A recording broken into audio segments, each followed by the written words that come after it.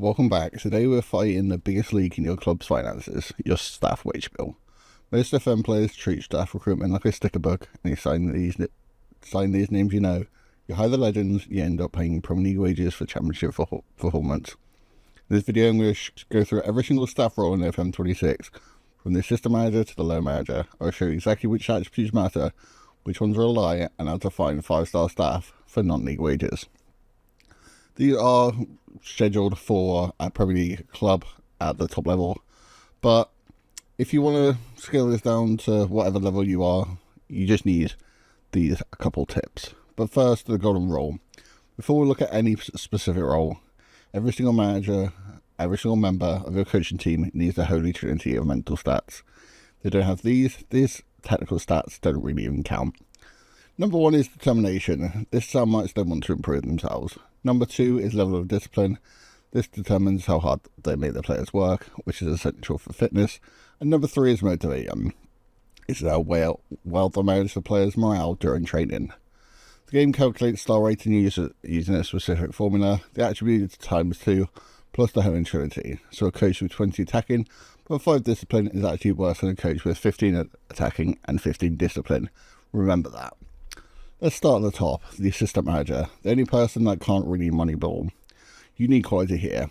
Your assistant manager does 2 real main things. They tell you how good your players are, and they give you opposition instructions. For this role, look at judging player ability and judging player potential. If these are low, those star ratings you see in your own players are wrong. You might be selling a wonder kid because your assistant manager thinks he's rubbish. Next is tactical knowledge. This determines the quality of your opposition instructions button. If you use the Ask Assistant feature during matches, this stats needs to be at about 15 or higher, especially at the top level. And finally, man management is crucial for maintaining locker room harmony. Pro tip, if you hate doing press conferences, look for a media handling style that is evasive or reserved, and a high media handling attribute. Don't hire a volatile assistant to talk to the press for you. Now let's move to the engine room, the general coaches. In FM26, training is split into categories: attacking, defending and possession. You don't need a coach who's good at everything, you need specialists. For the attacking coach, look for the attacking plus technical for shooting, or attacking plus tactical for off-ball movement. And of course, the holy trinity. For the defending coach, you need defending plus tactical for positioning, or defending plus technical for tackling. Then you have fitness coaches. These are simple. You need fitness, level of discipline, and motivating. High discipline is non-negotiable here. If your fitness coach has low discipline, your players will slack off during pre-season. For goalkeepers coaches, don't just hire one. They're always split into shot stopping, handling, and distribution. Hire one for shot stopping and one for distribution, especially if you want to play out from the back. A few years ago, this role didn't exist, and now it's a cheat code, the set piece coach. It's kind of a binary role. They kind of know set pieces or they don't. Obviously look for the set pieces attribute. Also look for the tactical knowledge. This helps them analyse the opponent's defence set up on corners. Don't waste a general coach lot on this. The board usually allows you to hire a specific set piece coach. Fill that slot immediately. The coach with a 15 plus set pieces guarantees an extra 5 to 8 goals a season.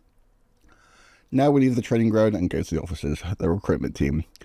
First, the chief scout. He manages the networks. He scores high judging ability and judging potential, but also high man management to organise the other scouts. Then you have the area scouts. This is when the Moneyball tactic shines.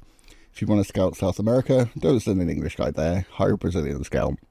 The most important stat for a roaming scout is adaptability. If adaptability is under 10, they will take months to settle into a new country. If it's 15 or higher, they find players instantly. Finally, the recruitment analysts. These guys are for the data hub. They generate the XG reports and the scatter graphs. Analysing data is the only stat that really matters here. Don't worry about their judgment ability. They're there to read spreadsheets, not watch matches. These next roles are the ones that confuse people: the director of football and the technical director. If you play the game properly, and you probably do your own transfers, so why have a director of football? 2 reasons: selling players and negotiating contracts. Negotiating is vital. If you suck at getting fees down, let your director of football handle the contract talks. Director of football with 18 negotiations will save you millions in agent fees.